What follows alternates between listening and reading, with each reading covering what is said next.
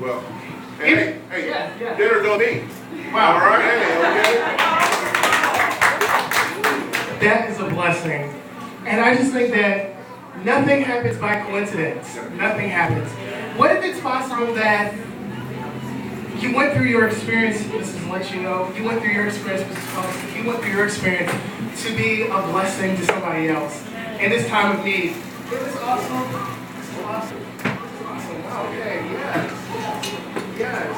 Well, you know, this is a giveaway. And so we're definitely, we want to be a blessing. We're definitely going to be a blessing to someone here. But we want to go ahead and I hope tonight that you are definitely encouraged because these women here have some awesome stories. And the main factor is that they're here. They're here. And they look well. They are well. And that's a blessing. So they're completely here. Move to Mrs. Lynch. And thank you so very much for being with us on tonight. Thank you. Can we get a clap one more time? Mrs. Nancy, yes. And she brought her book club with her. So we're happy for them coming out and supporting. And my husband and child. Yes! One more time, your husband and son? Neil and Jack. All right, let's celebrate. So I'm so glad that we have this chance to talk because we talked a little bit about it before. Take me back to the moment that you found out. I mean, you know, I don't want to be too personal, but were there any triggers? Because, you know, I hear all the time, and maybe Mrs. Smith, you can correct me, but I hear all the time that there are like triggers, there are things that go on that cause a woman to feel like, maybe I need to get examined. Although you're supposed to have your regular exam, and for, you know, men too, there are triggers and whatnot. Were there any signs, or how'd that go down? No, it was not palpable, so I couldn't feel the lump. So Wow. I will say I'm an advocate for mammograms. Okay.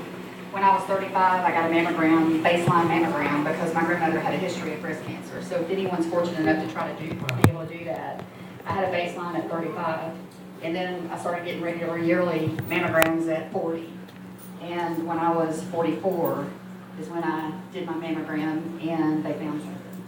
And I remember getting a call back saying it was irregular. And I didn't think that was that unusual. People get callbacks all the time. So. But then I actually went and had a biopsy, and they actually called me on the phone to tell me, and it's hard, you know. I mean, it's hard to face your mortality. I work with hospice, so I see a lot of the negative side of that, but it's still a blessing to work there and to serve people. So you know, it's a scary thing. So I had the surgery and I started the radiation. And the support, I had wonderful support. That's why I brought my book club. Actually, we're supposed to meet tonight to talk about a book. And I said, well, I'm going to be a little late because I'm going to go down and do this thing first. And they said, well, why don't we come down there and support you? And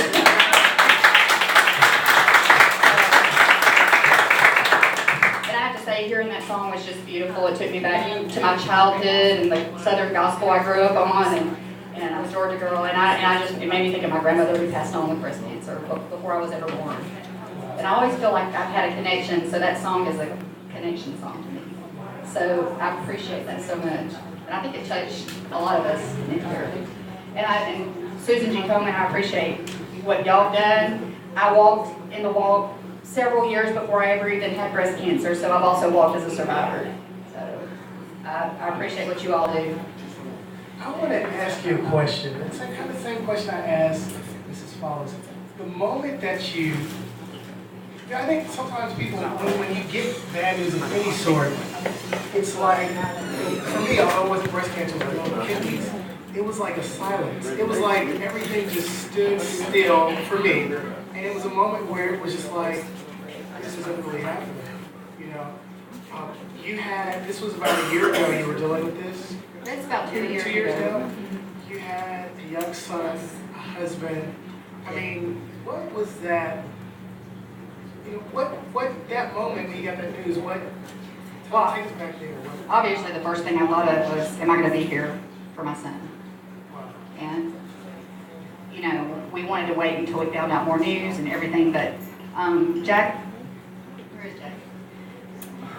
Jack's a bright child. He would not miss anything. So we were promised right from the beginning, we've got this is what's going on, this is what we're gonna do, this is how we're gonna treat it. I took him in to meet the radiation oncologist, and he explained how radiation worked. It wasn't the Superman powers, but kind of like that. And it was gonna work to heal me, so we just kept him informed the whole way, because That's powerful. Then you tapped into something that is really powerful for a lot of women who have small children. Like when you deal with that, I'm sure there's that how do I tell, when do I tell, and so you kept them informed. Wow, that's powerful. That's And I have to say, he was a great source of strength. The thing about that song that I love so much is I sing because I'm happy.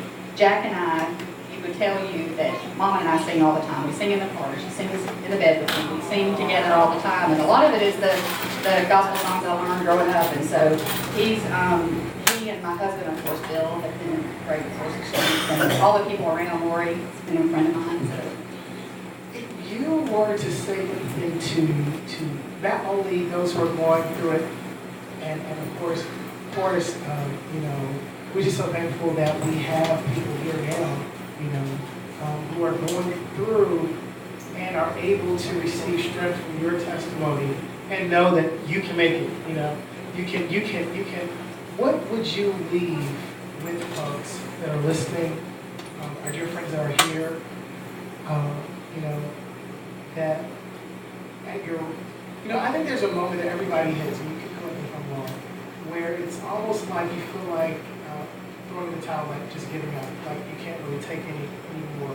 And then I've heard from different survivors, breast cancer, other serious diseases. They said there was this moment where something turned the tide for them, and their train of thought changed, or they knew, I'm coming out of this. Take us to that moment, and what would you say to encourage those that might be at that moment right now? Well, I talk about hope a lot, and working where I do, I talk about hope a lot. So I just say hope is redefined every day in our life. When we're little, we hope to finish school. As we grow as parents, we hope our children finish school, that they are healthy. We hope for jobs. We hope for health. And when you're faced with a situation where you've got to face an illness like this, you can hope for treatment, the best treatment you can get, and you can hope for good days. I just think that hope is redefined as you go throughout your life. No matter where you are, you never give up hope. Wow, that's powerful. Never give up hope. All right, let's clap it up one more time for Mrs. Lynch. I got one more question. I know I'm keeping you here. It's just amazing because you work with hospice, and so you do see a lot daily. How with that, saying that, and I don't want to correlate it with a negative experience because I know it's not. But sometimes people, it might not be hospice, it could be something else.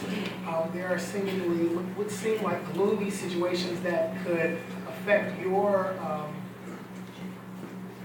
optimistic outlook. How did you kind of not disregard, but how to shield yourself from that and maintain it? You talked to us about hope, but was there? I'm sure there were moments where you thought, well, is that my fate, or Yeah, I mean, every time I take a referral now that it's a breast cancer, maybe metastatic, I always know that there's that chance of reoccurrence, and there's a higher chance of reoccurrence in people that have had it.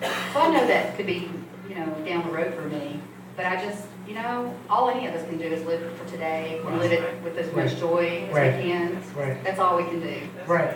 And you're a survivor. You're here, That's and so right. it's living proof that you don't have to. There is hope. That's right. One more time for Mrs. Lynch. Survivor. We're going to take a little break right now. I want to give people who haven't